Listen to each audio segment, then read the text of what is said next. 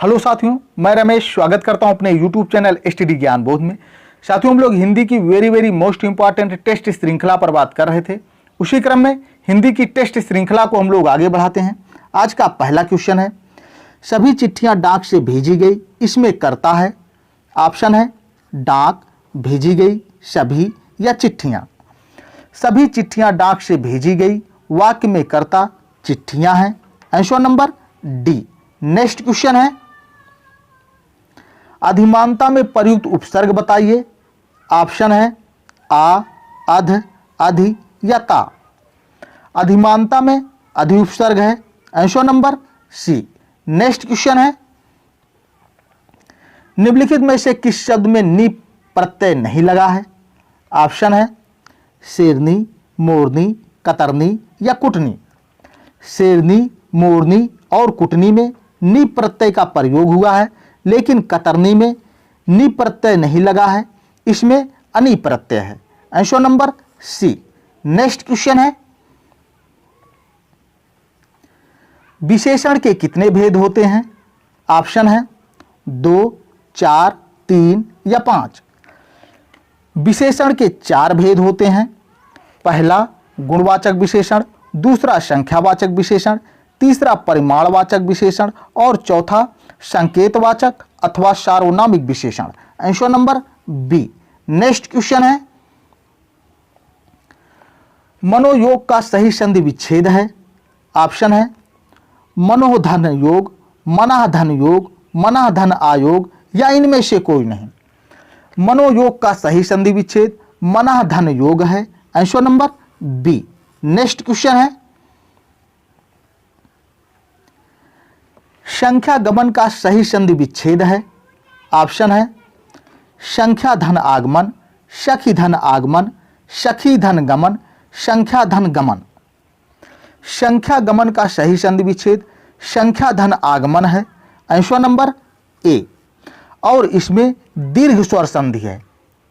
Answer number A. Next question है, निम्न में कौन सी रचना सरदार पूर्ण सिंह की नहीं है। ऑप्शन है पवित्रता, कन्यादान, सच्ची वीरता या विचार विमर्श। पवित्रता, कन्यादान, सच्ची वीरता, मजदूरी और प्रेम, अमेरिका का मस्त योगी और आचरण की सभ्यता, ये सरदार पूर्ण सिंह की रचनाएं हैं। लेकिन विचार विमर्श सरदार पूर्ण सिंह की रचना नहीं है, यह महावीर प्रसाद द्विवेदी की रचना है। Answer number D. Next question है,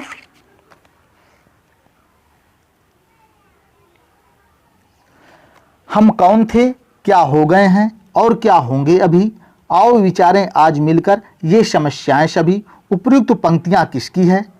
ऑप्शन है भारतेंदु हरिश्चंद्र, राम नरेश त्रिपाठी, मैथिली शरण गुप्त या अयोध्या सिंह उपाध्याय। हम कौन थे, क्या हो गए हैं और क्या होंगे अभी। आओ विचारें आज मिलकर ये समस्याएं सभी। निम्न पंक्तियां मैथिली शरण गुप्त की हैं। Answer number C. Next question है, निम्नलिखित में कौन सा वाक्य शुद्ध है। ऑप्शन है उसने मुझे पास आने के लिए कहा। ऑप्शन नंबर बी, उसने मुझसे पास आने को कहा। ऑप्शन नंबर सी, उसने मुझे पास आने को कहा। ऑप्शन नंबर डी, उसने मेरे को पास आने के लिए कहा। निम्न में शुद्ध वाक्य उसने मुझे पास आने के लिए कहा। आंसर नंबर ए है। नेक्स्ट क्वेश्चन है, निम्नलिखित शब्दों में कौन सा शुद्ध है। ऑप्शन है विदुषी, विदुषी, विदुषी या विदुषी। निम्न में शुद्ध शब्द विदुषी है। Answer number B. Next question है, चोर की दाढ़ी में तिनका मुहावरे का सही अर्थ है। ऑप्शन है अपराधी का अपनी दाढ़ी खुजलाना। ऑप्शन नंबर बी, अपराधी का अपनी पहचान छुपाना। ऑप्शन नंबर सी, अपराधी का शंकाग्रस्त रहना। ऑप्शन नंबर डी, अपराधी की पहचान हो जाना। चोर की दाढ़ी में तिनका मुहावरे का सही अर्थ अपराधी का शंकाग्रस्त रहना। आंसर नंबर सी है। नेक्स्ट क्वेश्चन है, निम्न में कौन सा पर्वत का पर्यायवाची नहीं है? ऑप्शन है शैल, अचल, महीधर या प्रस्तर। शैल, अचल, महीधर, पहाड़, नग, भूधर और धराधर पर्वत के पर्यायवाची शब्द होते हैं, लेकिन प्रस्तर पर्वत का पर्यायवाची शब्द नहीं है। यह पत्थर का पर्यायवाची शब्द है। पत्थर के और भी पर्यायवाची शब्द होते हैं, जैसे पाहन, पाषाण और उपल। Answer number D. Next question है, मुझसे खाया नहीं जाता, इस वाक्य की पहचान कीजिए। ऑप्शन है कर्तृवाच्य, कर्मवाच्य, भाववाच्य या इनमें से कोई नहीं। मुझसे खाया नहीं जाता वाक्य में भाववाच्य है। Answer number C. Next question है, उसने परिश्रम तो बहुत किया किंतु सफलता नहीं मिली, कैसा वाक्य है? ऑप्शन है सरल वाक्य, संयुक्त वाक्य, मिश्र वाक्य या इनमें से कोई नहीं। उसने परिश्रम तो बहुत किया किंतु सफलता नहीं मिली, संयुक्त वाक्य है। जिन वाक्यों में दो या दो से अधिक सरल वाक्य और, एवं, तथा या अथवा, इसलिए, अतः, फिर भी, तो, नहीं तो, किंतु, परंतु, लेकिन, पर से जुड़े हों उन्हें संयुक्त वाक्य कहते हैं। जैसे उसने परिश्रम तो बहुत किया किंतु सफलता नहीं मिली, प्रिय बोलो पर असत्य नहीं। Answer number B. Next question है, यह फाइल प्रबंधक तक पहुंचाओ अर्थ के आधार पर वाक्य है।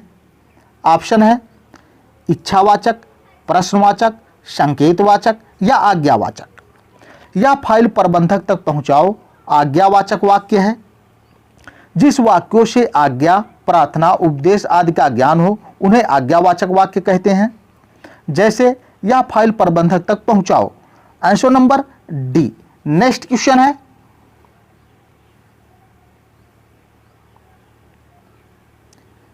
ठंडा पानी ठंड पैदा करता है, इस वाक्य में कौन सा शब्द विशेष्य है? ऑप्शन है ठंडा, ठंड, पानी या उपयुक्त में से कोई नहीं। ठंडा पानी ठंड पैदा करता है, इस वाक्य में पानी शब्द विशेष्य है। Answer number C. Next question है, नीली साड़ी में कौन सा विशेषण है? ऑप्शन है संख्यावाचक, परिमाणवाचक, गुणवाचक या सार्वनामिक। नीली साड़ी में गुणवाचक विशेषण है। साड़ी कैसी है? साड़ी नीली है। Answer number C. Next question है, भूतकाल के कितने भेद होते हैं? ऑप्शन है 4, 5, 6 या 8। भूतकाल के 6 भेद होते हैं। पहला सामान्य भूत, दूसरा आसन्न भूत, तीसरा पूर्ण भूत, चौथा अपूर्ण भूत, पांचवा संदिग्ध भूत और छठवां हेतु मद भूत। Answer number C. Next question है, वीर पुत्र को जन्म देने वाली स्त्री के लिए एक शब्द है। ऑप्शन है वसुंधरा, माता, जननी या वीर प्रसू। वीर पुत्र को जन्म देने वाली स्त्री के लिए एक शब्द वीर प्रसू होता है। Answer number D. Next question है, भरत मुनि के अनुसार रसों की संख्या है। ऑप्शन है 8, 9, 10 या 11। भरत मुनि के अनुसार रसों की संख्या 8 है। Answer number A. Next question है, महाजनी शब्द में प्रयुक्त उपसर्ग है। ऑप्शन है ई, बड़ी ई, नी या जनी। एक शब्द होता है महाजन और महाजन में ई प्रत्यय लगाने पर शब्द बनता है महाजनी। Answer number B. Next question है, तेलुगु शब्द की उत्पत्ति किससे हुई है? ऑप्शन है तूपानु, मौदूर, त्रिलिंग या इनमें से कोई नहीं। तेलुगु शब्द की उत्पत्ति संस्कृत के त्रिलिंग शब्द से हुई है। Answer number C. Next question है, मृगनयनी में कौन सा समास है? ऑप्शन है तत्पुरुष समास, द्विगु समास, बहुव्रीहि समास या कर्मधारय समास। मृगनयनी में कर्मधारय समास है। Answer number D. Next question है, टा वर्ग उच्चारण की दृष्टि से किस प्रकार की ध्वनि है? ऑप्शन है कंठ, तालव्य, मूर्धन्य या दंत। टा वर्ग उच्चारण की दृष्टि से मूर्धन्य ध्वनि है। Answer number C. Next question है, सरासर में कौन सा समास है? ऑप्शन है द्वंद्व समास, द्विगु समास, अव्ययी भाव समास या तत्पुरुष समास। सरासर में अव्ययी भाव समास है। Answer number C. Next question है,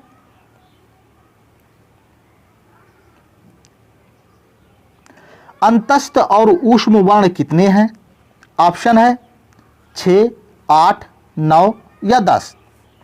अंतस्थ व्यंजन 4 होते हैं, यार अलावा और ऊष्म व्यंजन भी 4 होते हैं, शा, शा, शा और हा। इस प्रकार अंतस्थ और ऊष्म वर्ण मिलकर 8 होते हैं। Answer number B. Next question है, निम्न में कौन सा शब्द तद्भव है? ऑप्शन है गोधूम, हरिद्रा, कोटि या खप्पर। गोधूम तत्सम शब्द है, इसका तद्भव गेहूं होता है। हरिद्रा तत्सम शब्द है, इसका तद्भव हल्दी होता है। कोटि भी तद्भव शब्द है, इसका तत्सम करोड़ होता है। और खप्पर तद्भव शब्द है। Answer number D. खप्पर का तत्सम खरपर होता है। नेक्स्ट क्वेश्चन है, कौन सा शब्द तद्भव नहीं है? ऑप्शन है धूम, पत्थर, माथा या साखी। साखी तद्भव शब्द है, इसका तत्सम साक्षी होता है। माथा तद्भव शब्द है, इसका तत्सम मस्तक होता है। पत्थर तद्भव शब्द है, इसका तत्सम प्रस्तर होता है। और धूम तत्सम शब्द है। धूम तत्सम शब्द है, इसका तद्भव धुआं होता है। Answer number A. Next question है, निम्नलिखित में से कौन सा शब्द गो का अर्थ नहीं है? ऑप्शन है गाय, नदी, इंद्री या गज। गाय, नदी, इंद्री गो के अनेकार्थी शब्द होते हैं, लेकिन गज गो का अनेकार्थी शब्द नहीं है। Answer number D. Next question है, उधर गरज रही सिंधु लहरिया, कुटिल काल के जालोशी, चली आ रही फेन उगलती, फन फैलाए ब्यालोशी में कौन सा रस है? ऑप्शन है हास्य रस, भयानक रस, वीर रस या करुण रस। उधर गरज रही सिंधु लहरिया, कुटिल काल के जालोशी, चली आ रही फेन उगलती, फन फैलाए ब्यालोशी। इन पंक्तियों में प्रलयकारी समुद्र का भयप्रद चित्रण किया गया है। प्रलय काल में समुद्र की ऊंची ऊंची लहरें आलंबन है, देवगण आश्रय हैं, भय स्थायी भाव है, अतः इन पंक्तियों में भयानक रस है। Answer number B. ये था साथियों आज का आखिरी क्वेश्चन। यदि वीडियो पसंद आया हो तो चैनल को लाइक, सब्सक्राइब एंड शेयर करिए। Thank you.